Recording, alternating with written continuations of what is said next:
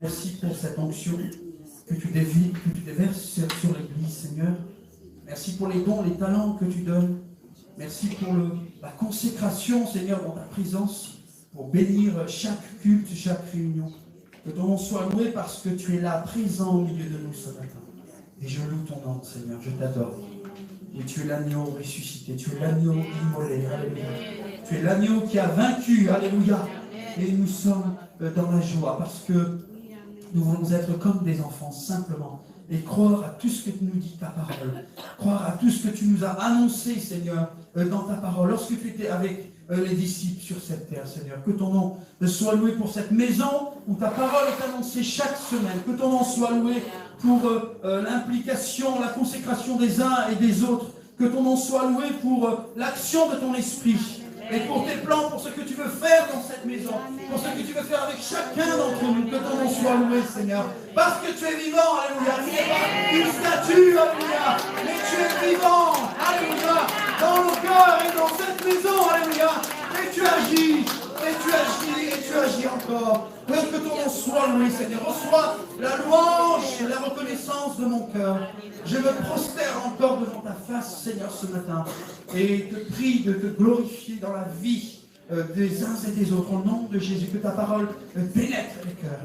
Que ta parole agisse et qu'elle porte du fruit, Seigneur. Au nom de Jésus de Nazareth. Alléluia. Nous brisons toute puissance. Nous chassons de ce lieu tout ce qui s'élève contre la connaissance de Christ.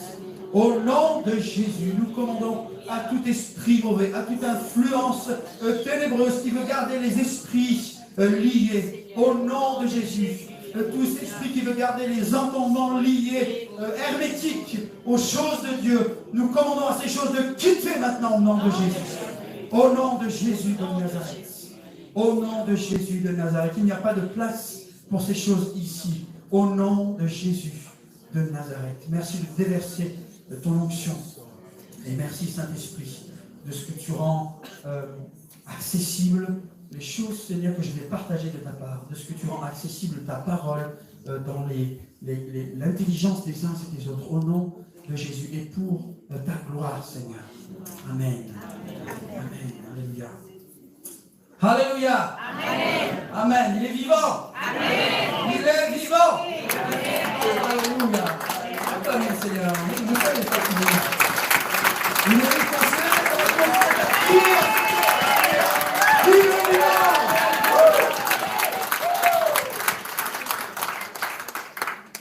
Alléluia. Vous allez penser que je suis vraiment fou. Hein.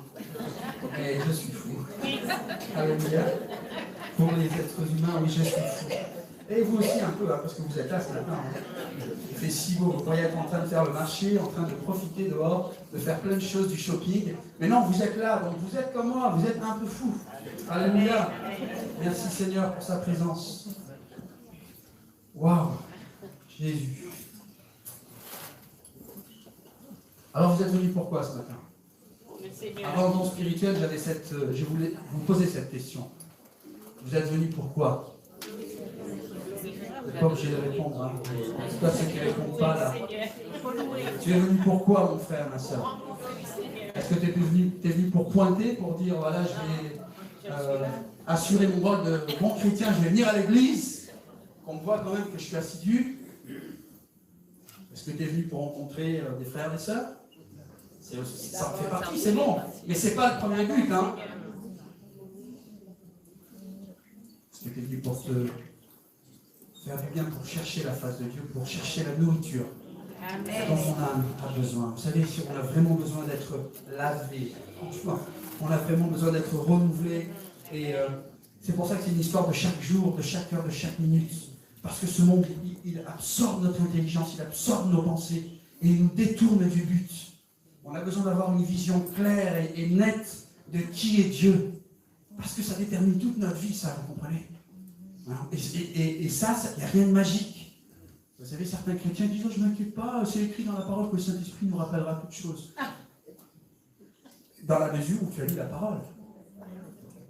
Saint-Esprit, c'est par Merlin l'Enchanteur. Il nous rappellera toutes choses. Donc nous rappeler, ça sous-entend que c'est des choses que nous avons vues précédemment. Et où? Dans la parole. Et à ce moment-là, oui, le Saint-Esprit va nous rappeler toutes choses. Ça aussi, c'est des clichés qu'il faut sortir de nos pensées, de nos pensées. Il n'y a pas de magie avec le Seigneur. Et nous devons nous plonger dans sa parole pour apprendre à le connaître chaque jour un peu plus. Et pour que la vision que nous avons de lui soit une vision de plus en plus précise. Et de ce fait, ça ôte toutes les fausses idées qu'on a de Dieu, les fausses idées qu'on a de nous-mêmes, les fausses idées qu'on a de la relation que nous pouvons avoir avec Dieu. C'est lorsque je connais la Bible qui est la vérité, que le mensonge lié à la vie quitte mes pensées. Vous comprenez ? Le combat est très simple en fait. C'est très simple. Vous savez, c'est comme l'histoire avec les esclaves. Le nord, le sud aux États-Unis, pendant le temps de l'esclavage, eh bien, à un moment donné est venue l'abolition. Et c'était une annonce officielle. Mais le temps que l'annonce se fasse dans le pays, certains ont commencé à dire oui, ça y est, c'est aboli, on n'est plus esclaves. Mais certains avaient du mal à le croire parce qu'ils avaient vécu pendant des années avec l'esclavage. Et d'entendre annoncer que l'esclavage était terminé, c'était inconcevable. Et même lorsque l'annonce a été officielle, eh bien, c'était tellement ancré qu'on continuait encore à vivre comme des esclaves. Parce qu'il y avait toute une vie qui était là. Et ça parle de nous dans nos vies chrétiennes, voyez. Nous étions esclaves sans Christ avant. Et nous venons à Christ, mais nous emportons avec nous l'esprit de l'Égypte. C'est comme Israël. Et c'est pour ça que l'esprit de l'Égypte a besoin de quitter nos pensées.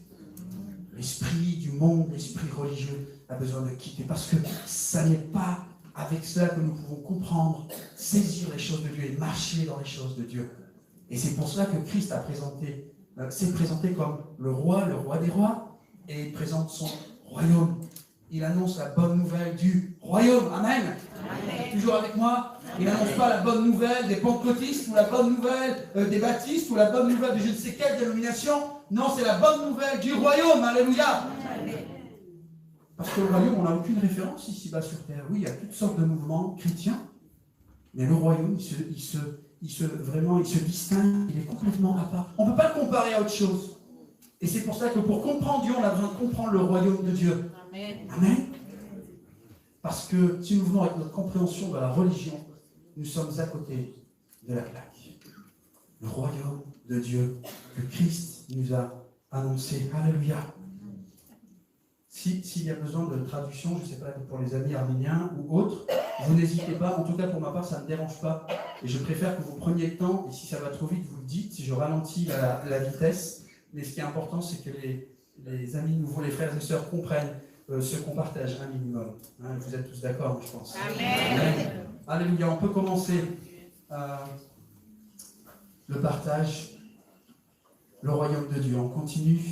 Et j'aimerais juste qu'on fasse un petit rappel. J'ai pris la peine d'illustrer ce que j'avais essayé de vous expliquer la dernière fois. Comme j'ai vu que pas mal étaient intéressés et essayaient de voir ce que j'expliquais, je l'ai mis là de façon schématique. Et j'ai pris ce texte pour illustrer, vous vous souvenez, je vais juste introduire avec ça, le siècle à venir et le siècle présent dans lequel nous vivons et le siècle à venir. Deux notions qui ne parlent pas de temps, de choses temporelles, d'un calendrier, mais chaque fois, je crois que c'est 7 fois dans le Nouveau Testament où ce terme est utilisé, le siècle à venir et puis le siècle présent. Lorsque l'apôtre parle, oui c'est l'apôtre qui en parle en général, le siècle présent parle d'une ère, d'une époque, d'un temps, c'est-à-dire le temps où l'humanité est sur terre.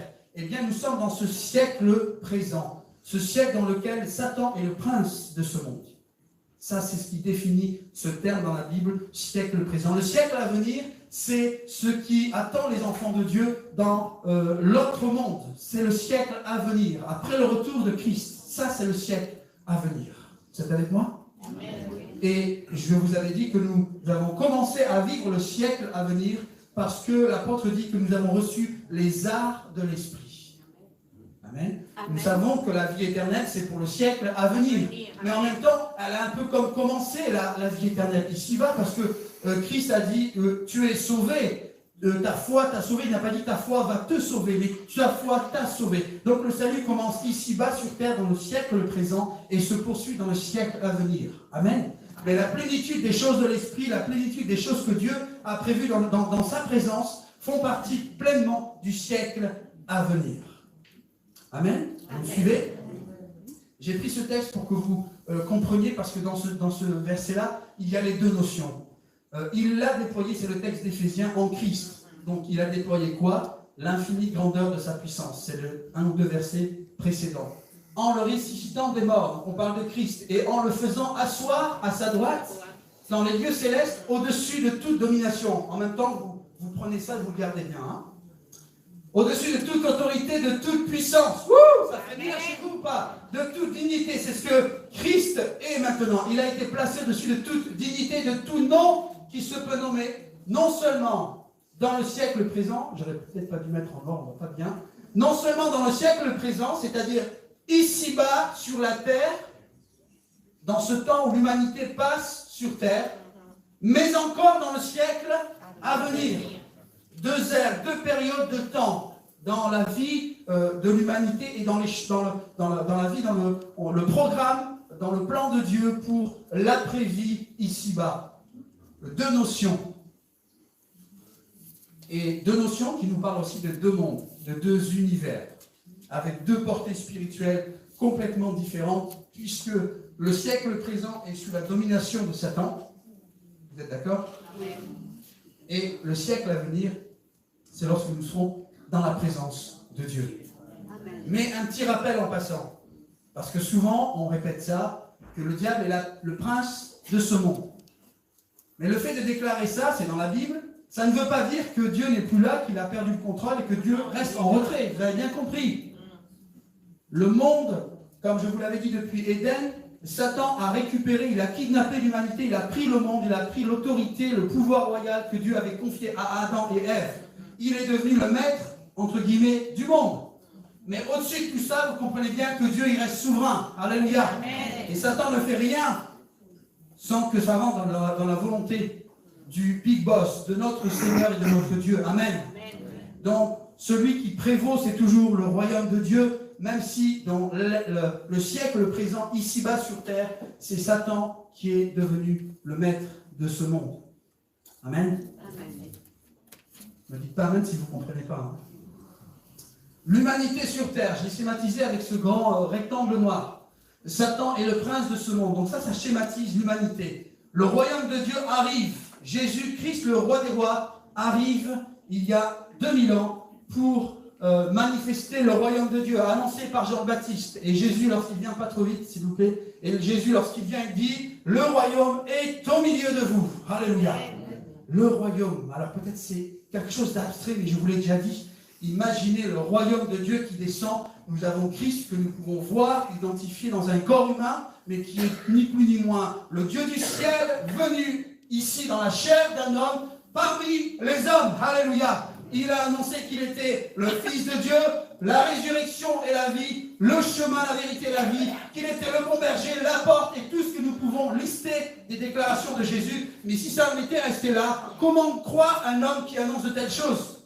Mais vous prenez l'évangile de Marc et dans chapitre 4 à 6, il me semble, vous avez là 4 grands miracles que Jésus a accomplis, où il défie la mort, il défie les démons, il défie la nature, les éléments, pour mettre un sceau à ses paroles. Jésus n'a pas fait que parler, et comme beaucoup de prophètes avant lui, et je parle surtout des faux prophètes, mais il a mis le sceau à ses paroles en accomplissant des miracles que seul Dieu pouvait accomplir. Amen. En dehors du fait aussi que Jésus pardonnait les péchés. Amen. Et c'est pour ça que les pharisiens étaient indignés et ils n'avaient pas compris. Alléluia, on continue. Donc on a le royaume de Dieu et le royaume des ténèbres sur terre. Le siècle présent, c'est celui-là, celui dans lequel nous vivons en ce moment, et le siècle à venir. Mais, attendez, hein, vous allez comprendre, et ça va nous amener à des notions que j'ai partagées avec vous. Le royaume de Dieu, lorsqu'il descend et qu'il rencontre le royaume des ténèbres, il se passe quelque chose. Le prochain, s'il vous plaît. On retrouve le siècle présent, qui se déroule, mais qui va à un moment donné terminer, et le siècle à venir qui descend. Donc Christ, le royaume de Dieu. On continue.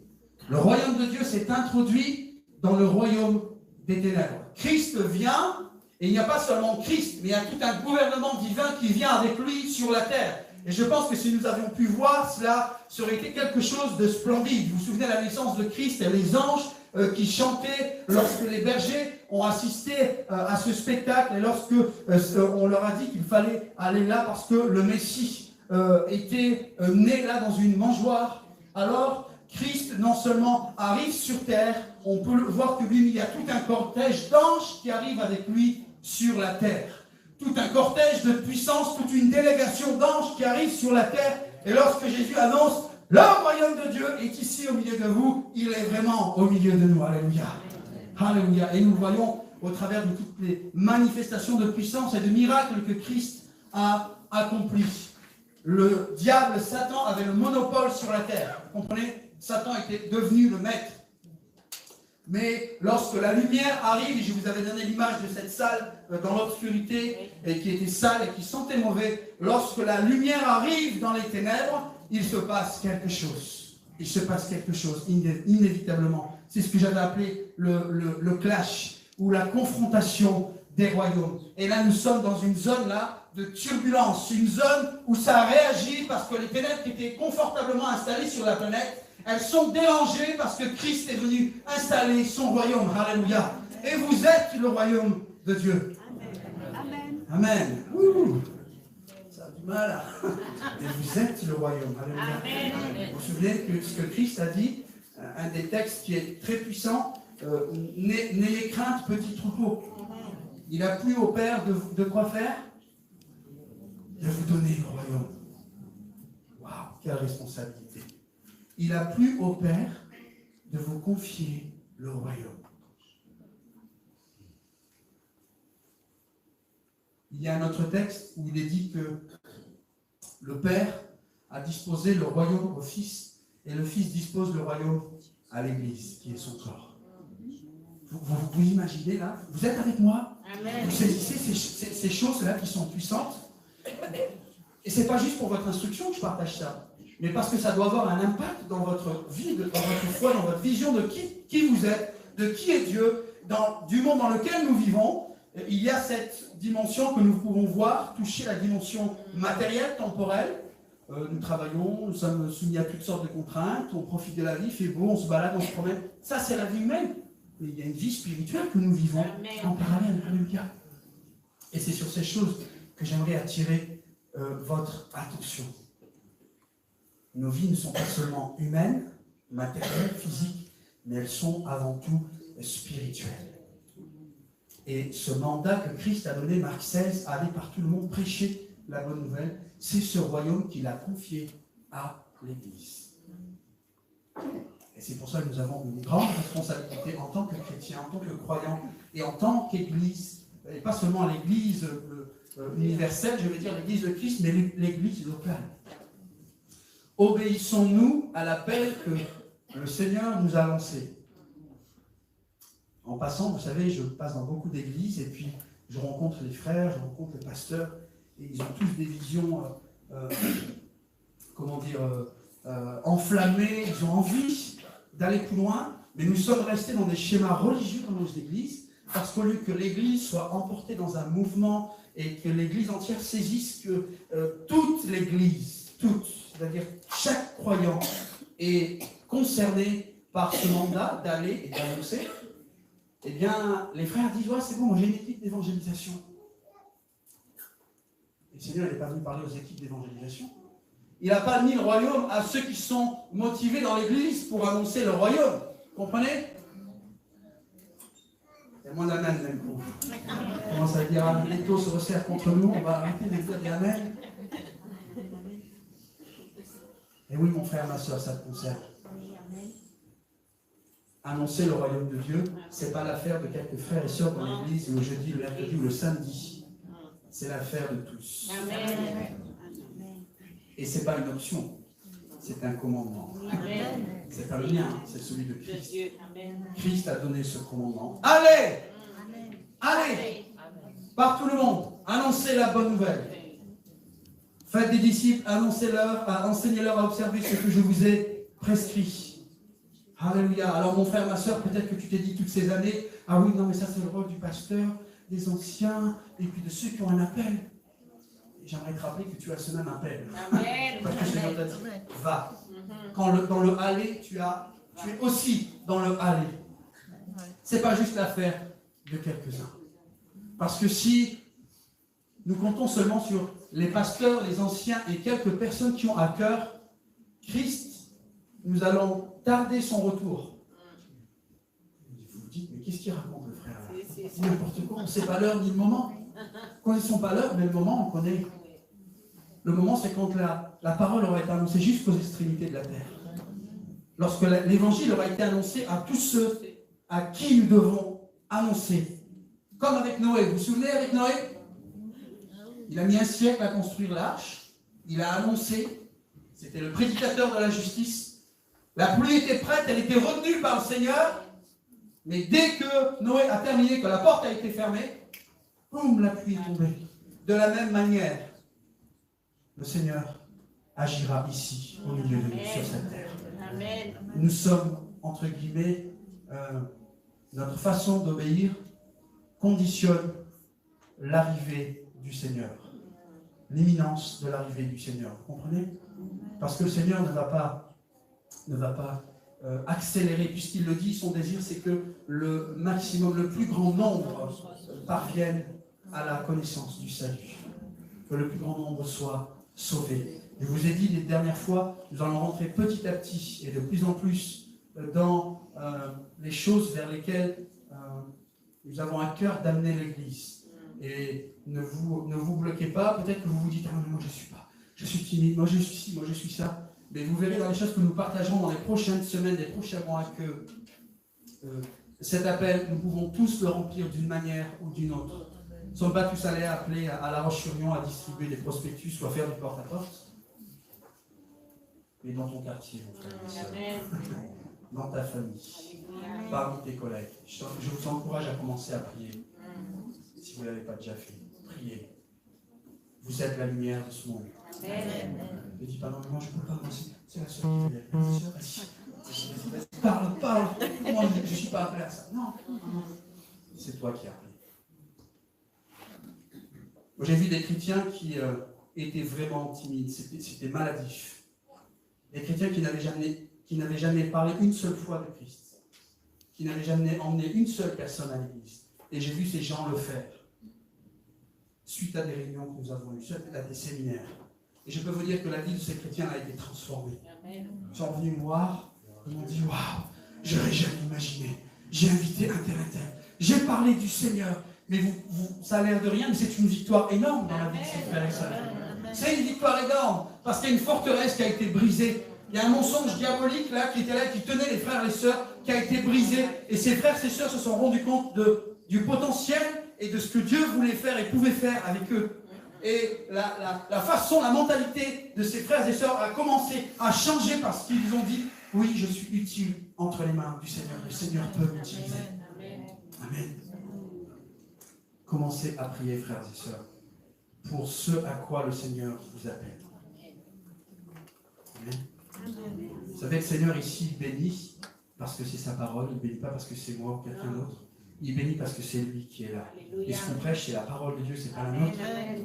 Des gens arrivent dans cette maison, des gens nouveaux, parce que c'est le Seigneur qui les y conduit. D'autres personnes, c'est parce que vous les invitez, certains d'entre vous. Mais si nous voulons étendre le royaume de Dieu et arracher un maximum d'âmes aux ténèbres, nous devons annoncer le royaume de Dieu. C'est pour ça que je disais en plaisantant, j'en ai reparlé avec un frère qui m'a dit, oui, quand même, c'est pas clair ce que tu as dit en disant qu'on n'est pas chrétien. J'ai dit que Christ n'avait pas prêché le christianisme. Et parfois, à force de trop rester sur ce terme chrétien et christianisme, nous finissons par penser à la manière des hommes.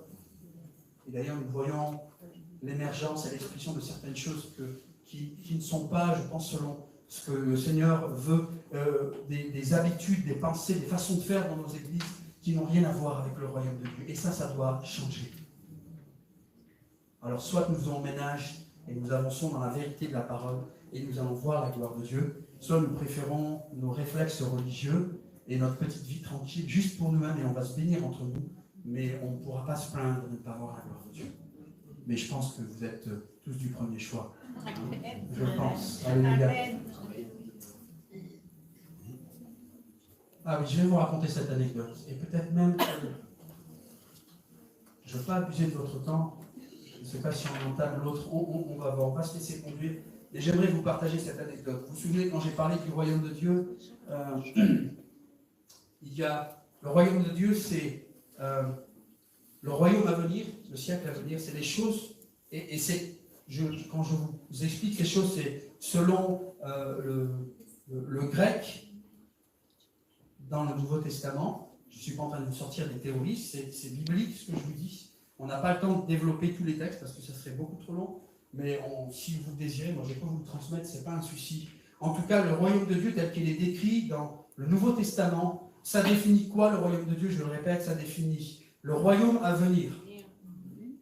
D'accord? Le royaume à venir, c'est-à-dire la vie éternelle dans son accomplissement parfait. Ce que nous allons connaître après notre mort physique. Le royaume, ça définit aussi en même temps le règne, la notion de règne et de pouvoir. Que Christ ramène sur la terre, amen, amen. Et qu'il transmet à l'Église, qu'il nous transmet, qu'il te transmet. Un pouvoir qui avait été retiré des mains d'Adam et Ève, il est remis à l'Église. Et ça définit aussi un royaume établi sur la terre. Donc ce n'est pas seulement un royaume à venir, mais aussi un royaume que nous commençons à vivre ici-bas. Et c'est ce que je vous ai expliqué là avec ce schéma. Avec cette notion de règne et puis de pouvoir royal que le Seigneur nous remet, il nous mandate pour continuer l'œuvre qu'il a commencée pendant son ministère sur la terre. Il y a aussi la notion de territoire. Parce que lorsque Christ vient, son royaume envahit la terre. Amen. En tout cas, là où localement il y a ses enfants, ses disciples. C'est pour ça qu'il a donné ce commandement 12 d'aller jusqu'aux extrémités de la terre. Et les disciples, après sa mort, les apôtres sont partis et ont commencé à propager l'évangile. Pas seulement eux, mais tous ceux qu'ils avaient atteint de l'évangile sont partis dans tous les sens. Et ça, je vous montrerai des cartes, je vous donnerai des statistiques de comment l'œuvre de Dieu, c'est l'expansion du royaume de Dieu dans les temps qui ont suivi le départ de Christ dans le travail donc des apôtres et des disciples. Ils ont étendu le royaume de Dieu. Et c'est pour cela que ce n'est pas l'affaire de quelques-uns, mais c'est l'affaire de tous. Les disciples avaient compris qu'il fallait atteindre les villes, les villages, et que ces villes, ces villages allaient être du renfort pour continuer et multiplier le travail, de manière à ce que la terre entière, la planète, soit arrosée de l'évangile. Je vous avais parlé de l'Empire romain et de sa stratégie pour coloniser le monde. Eh bien, ces principes-là appliqués par l'Empire romain, ce sont les principes divins, ce sont les principes spirituels que le Seigneur applique avec l'Église et qu'il aimerait qu'on mette en exécution. Là où les Romains étaient, quel que soit le pays sur la planète, je vous ai dit, il y avait une culture romaine. C'était passé sous domination romaine. On mangeait romain, on s'habillait romain, on parlait romain. Eh bien, le Seigneur n'attend pas qu'on établisse un royaume terrestre, mais que son royaume spirituel, son royaume céleste soit établi sur la terre. De manière à ce qu'on mange céleste, on parle céleste, on s'habille céleste. Vous voyez, c'est l'image. Mais c'est le désir qu'il y a sur le cœur de Dieu, c'est que nous influencions la planète. Alléluia. Amen. Et dans cette notion de territoire, ça crée des confrontations. Parce que ce territoire, il appartenait à Satan. En tout cas, Satan en avait le monopole. La donne a été changée lorsque Christ est venu et qu'il nous donne à nous, Église de Christ, le pouvoir, l'autorité sur la puissance du malin.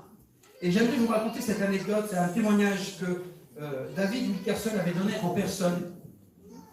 David Wilkerson qui vivait en Pennsylvanie aux États-Unis, un État dans la campagne, dans la brousse où il n'y avait rien, c'était que des fermes et des agriculteurs.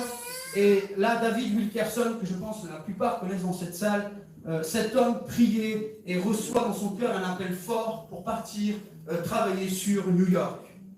Et il prie, il jeûne pour cela, et il se déplace, il part à New York.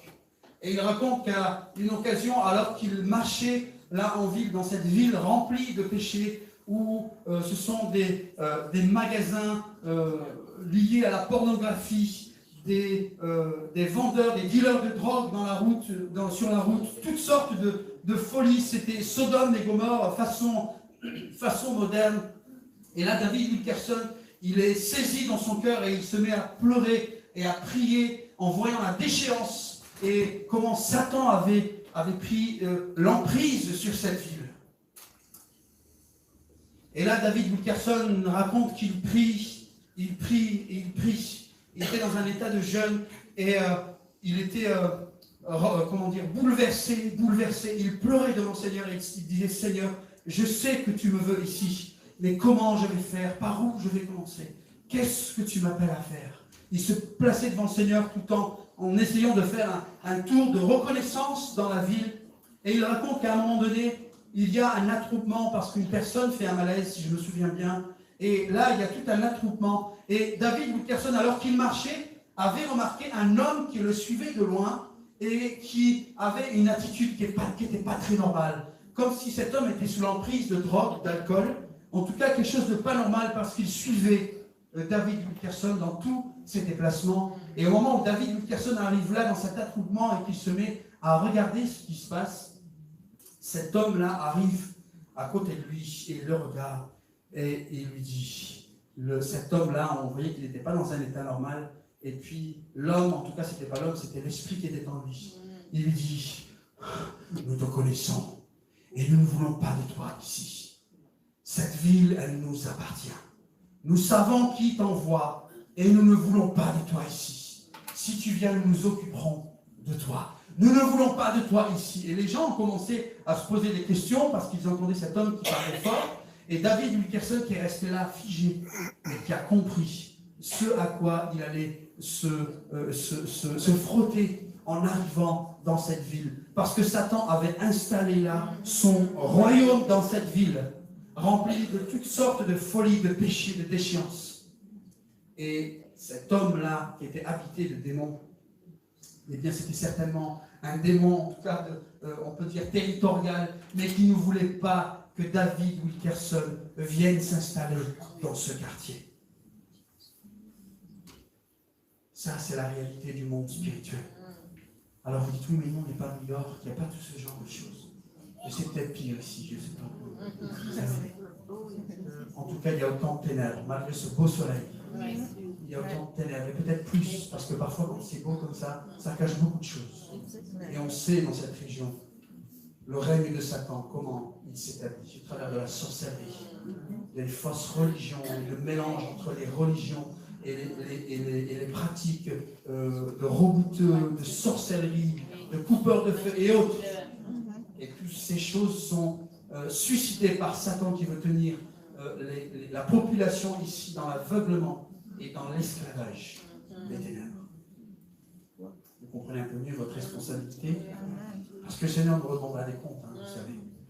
Le Seigneur nous redemandera des comptes.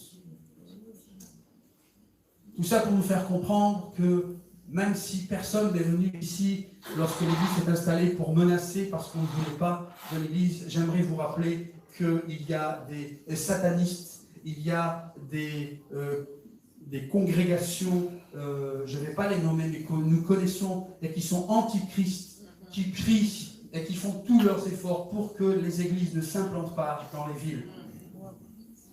C'est plus facilement des mosquées qui vont s'installer que des églises. Parce que la réalité, c'est que nous ne voulons plus de Christ et nous ne voulons plus de chrétiens. Tout ce qui rappelle Christ, nous le dégageons, nous le sortons de la vitrine de notre société française. C'est le désir. Il faudrait être naïf pour dire le contraire. Et si vous suivez les actualités et tout ce qui se fait, le désir marqué, et ça n'est pas caché parce que certains hommes politiques l'ont même dit ouvertement, nous ne voulons plus de tout ce qui est lié à la religion. Donc nous sommes en guerre. Amen. Nous sommes en guerre. Et ça, c'est que nous l'acceptions ou pas, c'est la réalité. Parce que nous avons quitté les ténèbres pour venir à Christ. Alléluia. Amen. Gloire à toi, Seigneur. Alléluia. Alléluia. Nous devons nous rappeler que dans ces choses-là, c'est que Christ est avec nous. Amen. Christ est avec nous. Il a dit, je suis avec vous tous les jours, jusqu'à la fin du monde. Ne cherchons pas à impressionner, à éblouir le monde par le nombre ou par la taille de nos bâtiments, parce que nous ferions contre ce que Christ a annoncé. Lui-même est venu sans attirer les regards, et le royaume ne vient pas de manière à frapper les regards, mais il est actif et il agit dans ce monde. Amen.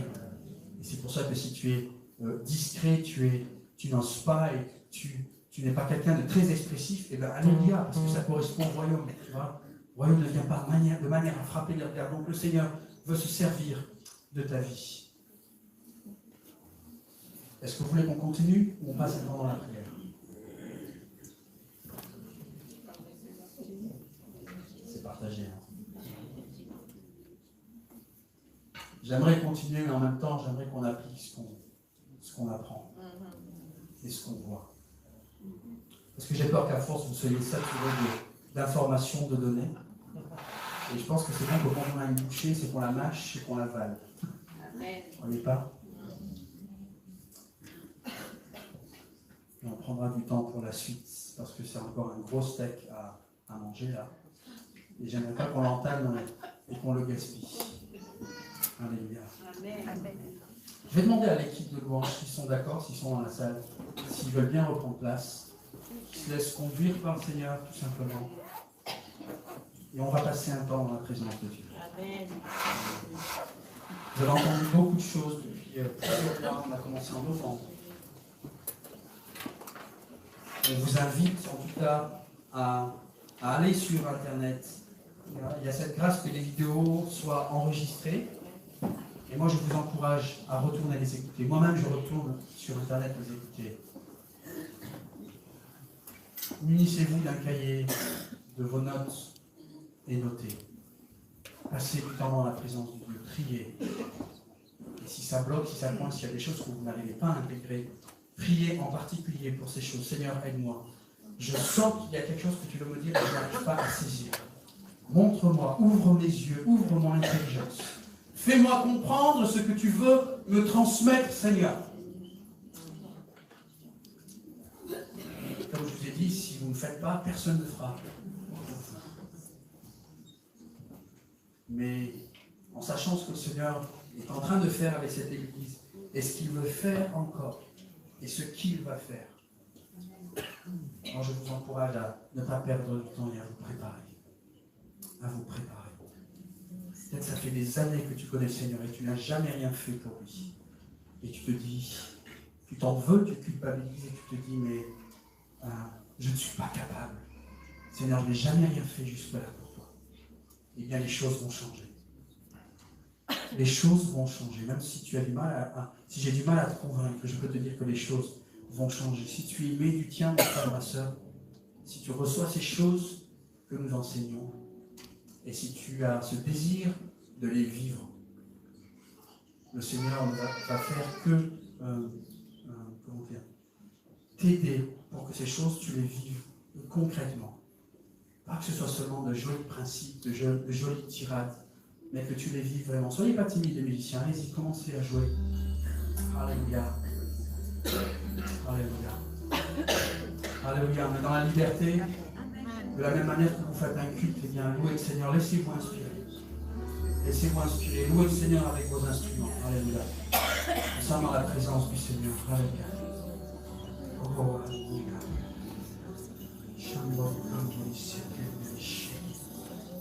Alléluia. Merci Seigneur pour ta présence. Seigneur, tu vois les défis. Tu vois, Seigneur, les défis. Seigneur, c'est au-delà de ce que nous pouvons faire, nous, et tu au-delà des choses que nous pouvons essayer de transmettre de ta part, les beautés de ton royaume, le mystère de ta parole, Seigneur. J'ai besoin du secours de ton esprit pour agir dans la vie de tes enfants, dans ton église, Seigneur. Et Seigneur, je m'incline et je m'efface devant toi, Seigneur. Et je te prie de grandir là dans la vie de tes enfants. De grandir là, toi, Seigneur, élève-toi au milieu de cette église au nom de Jésus de Nazareth. Au nom de Jésus de Nazareth. et que ce qui a plombé cette Église ou plombé la vie de certains chrétiens ne soit manifesté, confronté et ôté au nom de Jésus. Au nom de Jésus. Au nom de Jésus. Voilà, je vous demande de ne pas être spectateur. Fermez vos yeux si nécessaire. Entrons dans la présence de Dieu. Ceux qui le peuvent, je vous encourage à vous lever. Si d'autres veulent se mettre à genoux, mettez-vous à genoux. On va passer un temps vraiment dans la présence du Seigneur. Alléluia. Le but, c'est que vous digériez ces choses que nous partageons. Il y a des choses qui ont percuté ton cœur, percuté tes pensées. Peut-être des choses d'aujourd'hui ou d'autres dimanches en arrière. Il est temps de parler à ton Dieu. Il est temps que nous prions là ensemble, en tout cas pour ce parcours, ce chemin que nous avons fait ensemble jusque-là. Afin que nous puissions tirer profit de tous ces trésors avec nous. De tous ces trésors que le Seigneur donne pour notre croissance. Pour que nous grandissions dans la connaissance de sa parole. Et pas seulement dans la connaissance, mais dans la mise en pratique de ces choses. Alléluia. Je ne connais pas ta soif, je ne connais pas tes prières, mais c'est le moment aujourd'hui encore là d'ouvrir ta bouche et de parler à ton Seigneur, à ton Dieu. Oublie ton rôti, oublie ton poulet dans ton four, oublie ton repas, et là pense quelques minutes, quelques secondes à part au royaume de Dieu. Alléluia. Parce que les choses de ce monde, elles vont passer. Mais les choses du royaume de Dieu, elles vont durer jusque dans l'éternité. Alléluia. Alléluia. Alléluia. Alléluia.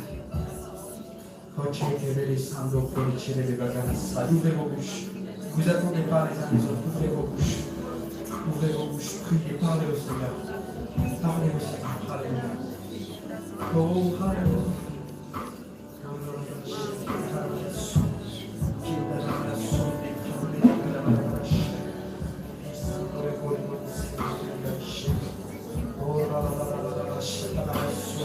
Au nom de Jésus. Au nom de Jésus. Alléluia. Au nom de Jésus. Au nom de Jésus. Au nom de Jésus. Oh, alléluia.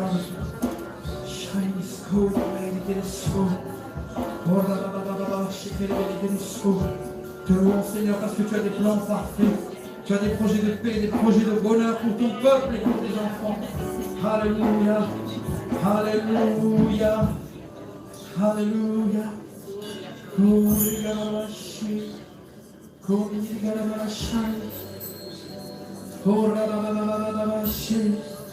Ceux pour qui peut-être il y a des difficultés particulières pour comprendre, recevoir les choses de Dieu, si vous sentez un blocage dans votre entendement, si vous sentez qu'il y a comme quelque chose d'hermétique en vous et qui vous aimeriez comprendre, vous aimeriez saisir, mais il y a comme quelque chose de plus fort que vous qui résiste à ces choses, et ces choses font comme rebondir sur vous.